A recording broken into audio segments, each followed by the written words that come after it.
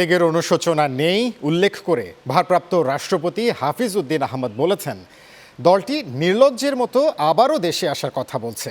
দুপুরে জুলাই গণঅভ্যুত্থান দিবস উপলক্ষে বাংলাদেশ চীন মৈত্রী সম্মেলন কেন্দ্রে আয়োজিত অনুষ্ঠানে তিনি বলেন, জাতির মধ্যে বিভাজন কাম্য নয়।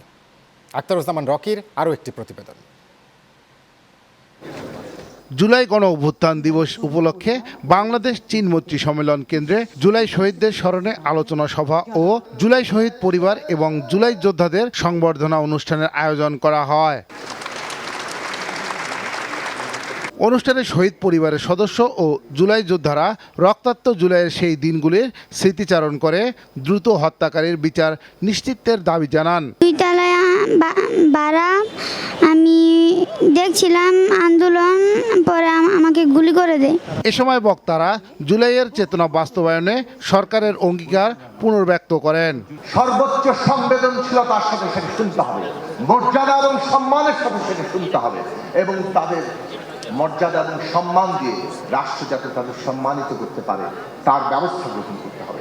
গণভোটের গণরায় কার্যকর করে এই রক্তাক্ত জুলাইয়ের গণ আকাঙ্ক্ষাকে আপনি বাস্তবায়িত করে ইতিহাসে আপনি স্মরণীয় বরণীয় হয়ে থাকতে পারেন। যে শক্তি গণহত্যার পরিকল্পনা করেছে, যারা আলামত নষ্ট করেছে এবং যারা অপরাধীদের আশ্রয় কিংবা পালিয়ে যেতে সহযোগিতা করেছে, প্রত্যেককে জবাবদিহিতার আওতায় আনতে হবে। জুলাই আমাদের সবার, বাংলাদেশের 18 কোটি 20 কোটি মানুষের সবার সম্মিলিত প্রয়াসে আমরা কেউ হয়তো নেতৃত্ব দিয়েছি। আমাদের সামনের সারিতে যারা শহীদ হয়েছেন তারাই হচ্ছে আসল জুলাই যুদ্ধ, আসল নেতা। তাদের আকাঙ্ক্ষা বাস্তবায়ন করাই হবে আমাদের জন্য ফরজ। অথচ জুলাইয়ের কৃতিত্ব নেওয়ার জন্য, রাজনীতি করার জন্য সবাই প্রতিযোগিতায় নেমেছে। আমরা প্রতিযোগিতা করছি জুলাইয়ের আকাঙ্ক্ষা বাস্তবায়নের জন্য।